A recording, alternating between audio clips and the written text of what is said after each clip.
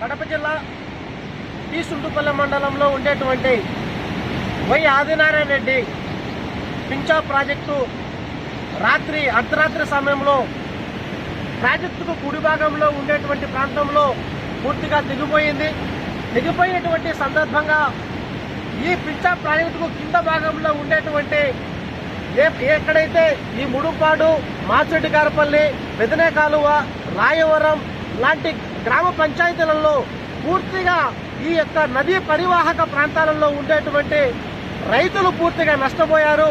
ఈ నష్టపోయినటువంటి రైతాంగాన్ని రాష్ట్ర ప్రభుత్వం ఆదుకోవాలని చెప్పేసి నేను విజ్ఞప్తి చేస్తున్నాను.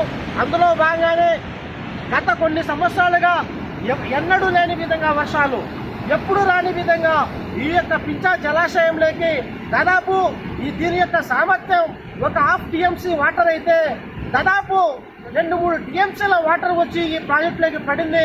ఈ పడినటువంటి సందర్భంలోనే ఈనాడు ఈ వంతెన కూడా తెగిందని చెప్పేసి కూడా మనం భావించవచ్చు. ఈ క్రమంలో ఈ దిగువన ఉండేటువంటి రైతాంగాన్ని, ఈ దిగువన ఎవరైతే ఈ రైతులు నష్టపోయినటువంటి రైతులను ఈనాడు ఆదుకోవాలని చెప్పేసి విజ్ఞప్తి చేస్తున్నాను. మరీ ముఖ్యంగా ఈ యొక్క నదీ పరివాహక ప్రాంతంలోని రైతాంగాన్ని పూర్తిగా స్టార్టర్లు, మోటార్లు, ట్రాన్స్ఫార్మర్లు కంప్లీట్ గా పంట వేసుకున్నటువంటి పంటలు కూడా ఈనాడు కొట్టుకోపోయినటువంటి పరిస్థితి మనం చూస్తున్నాం. దయచేసి ఈ యొక్క సుంటుపల్లి మండలంలో ఉండేటువంటి పింఛా ప్రాజెక్టును పూర్తిగా జిల్లా యంత్రాంగం సందర్శనకు రావాలి.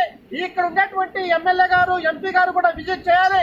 విజిట్ చేసి తక్షణమే ఈ యొక్క రైతులను ఆదుకొని ఈ యొక్క పింఛా జలాశయాన్ని కూడా మరొక్కసారి మరమ్మతులు చేయాలని చెప్పేసి ఈ సందర్భంగా మేము తెలియజేస్తున్నాం. దారుణమైనటువంటి పరిస్థితి, ఎన్నడూ లేని విధంగా ఈనాడు పింఛా తెగిపోయింది. అదృష్టం ఏంటంటే ఇక్కడ ఉండేటువంటి ఎవరికి కూడా ప్రాణ నష్టం లేదు. భగవంతుడి దయ వల్ల మనం ఈనాడు అందరం కూడా ప్రాణ నష్టం లేకుండా కేవలం రైతాంగం మాత్రమే నష్టపోయింది.